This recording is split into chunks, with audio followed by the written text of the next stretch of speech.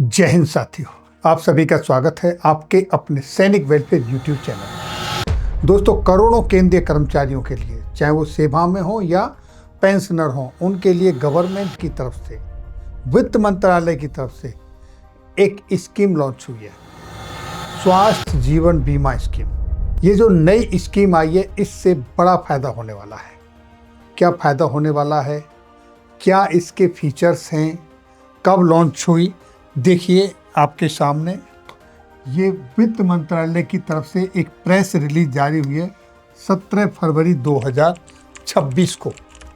Secretary DFS, department of financial services, inaugurates facilitation camps to promote Paripurna Mediclaim Ayush बीमा।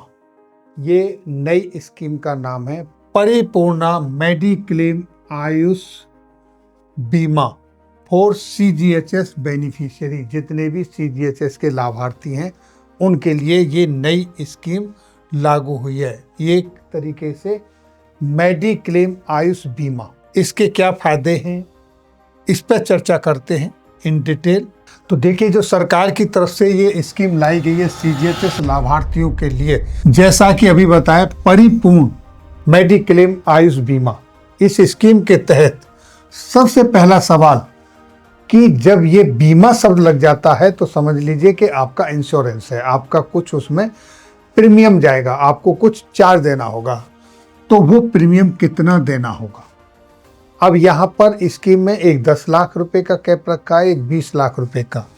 तो इन दोनों के लिए क्लेम, क्या CGHS खत्म हो जाएगा? अगर ये इस तरह की स्कीम आ रही है तो क्या CGHS अब नहीं रहेगा, ये खत्म हो जाएगा? इस तरीके के सवाल उठना स्वाभाविक सी बात है। तो वही सवाल यहाँ उठे। तो अब यहाँ समझने की कोशिश करते हैं। CGHS खत्म नहीं हो, जैसा है वैसा ही रहेगा। OPD की सर्विसें मिलती रहेंगी, आपको दवाइयाँ मिलती रहेंगी, वेलनेस सेंटर सब जैसे का तैसा जो चल रहा है वैसा ही चलता रहेगा, कोई फर्क नहीं पड़ेगा। अब नई पॉलिसी का क्या फायदा होगा? क्योंकि पहले से आपके लिए CGHS है, तो ये CGHS के ऊपर एक अतिरिक्त सुरक्षा कवच का काम करेगी। क्यों इसकी जरूरत पड़ी? इससे दो इम्पोर्टेंट जो विकल्प हैं वो क्या हैं, पहले वो देखिए। नई पॉलिसी आखिर है क्या? पॉलिसी लॉन्च की गई है किसके द्वारा? New India assurance company limited की तरफ से ये लॉन्च की गई है पॉलिसी। और ये सिर्फ सेंट्रल गवर्नमेंट हेल्थ स्कीम के जो लाभार्थी हैं, यानी कि केंद्रीय कर्मचारियों के लिए ही है, और किसी के लिए नहीं है। और इसमें मिलेगा 10 लाख या 20 लाख रुपए तक का खर्च कवर होगा, जो आपका CGHS के अंदर ट्रीटमेंट होता है। और CGHS के अंदर ट्रीटमेंट की जो लिमिट होती है, उससे ऊपर का जो खर्चा होता है, CGHS के अंदर कुछ पैकेज होते हैं, उस पैकेज से ऊपर का जो खर्चा होता है उसको ये मीट करेगा। बड़े निजी अस्पतालों में कैशलेस इलाज की सुविधा मिलेगी, और जो आजकल लेटेस्ट आधुनिक और महंगे इलाज है वहाँ पर आपकी जेब से कोई खर्चा नहीं होगा, वहाँ पर आपको इसका बेनिफिट मिलेगा। इसके अंदर आप देखिए, सबसे बड़ा सवाल प्रीमियम कितना होगा। जो अब आप ये विकल्प चुनेंगे तो उसमें आपको कितना प्रीमियम देना होगा, ये सरकार या बीमा कंपनी ने अभी तक कोई भी फिक्स प्रीमियम घोषित नहीं किया है।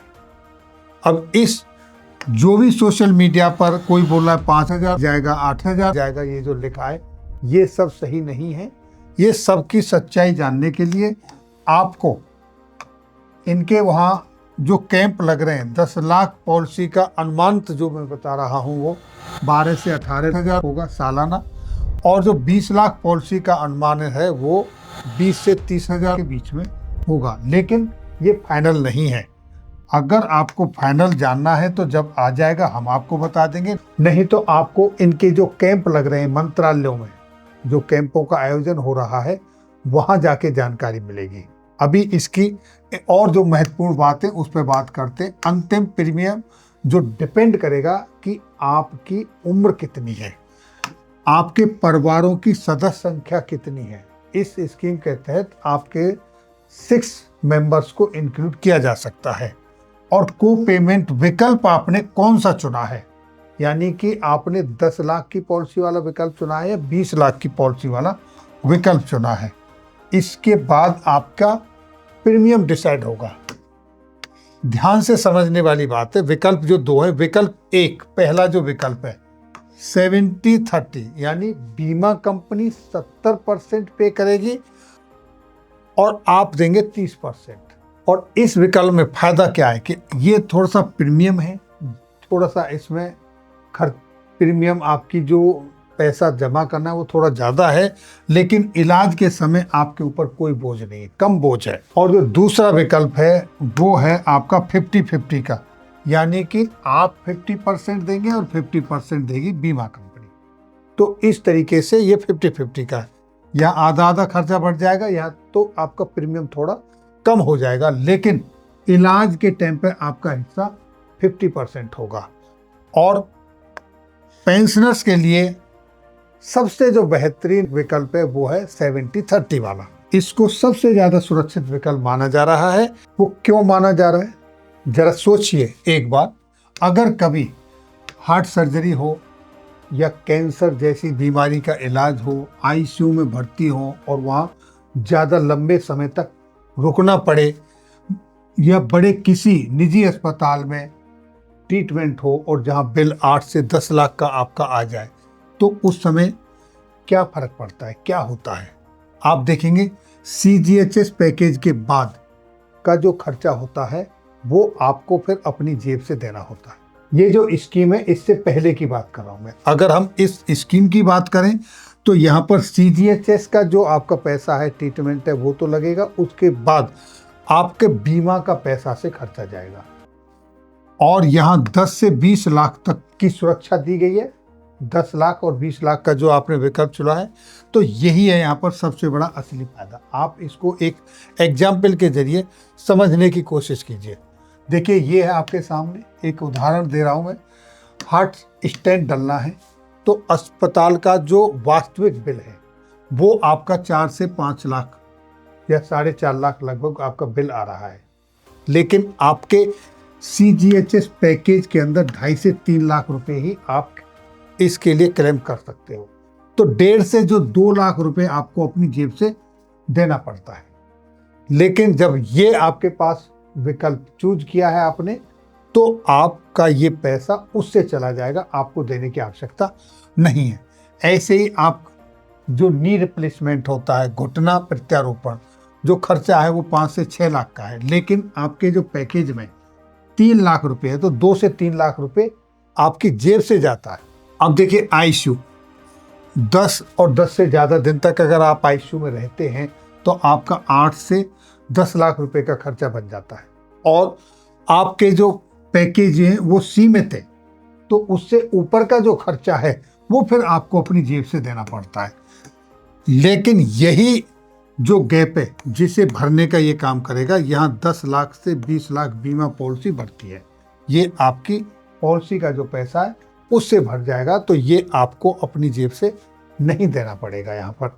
इसके लिए आपने जब ये विकल्प चुना है तो आपको इसके लिए प्रीमियम देना होगा। प्रीमियम कम होगा, जैसा कि अभी मैंने बताया, और वो अब निकलेगा।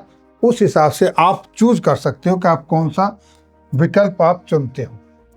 अब देखिए, किसे 10 लाख लेना चाहिए और किसे 20 लाख लेना चाहिए, यहाँ पर विकल्प कौन सा आपको चुनना चाहिए।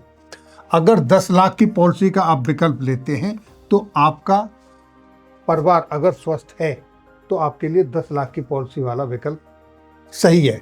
छोटे शहरों में आपका इलाज होता है, बजट आपका सीमित है, तो आप 10 लाख को चूज कीजिए।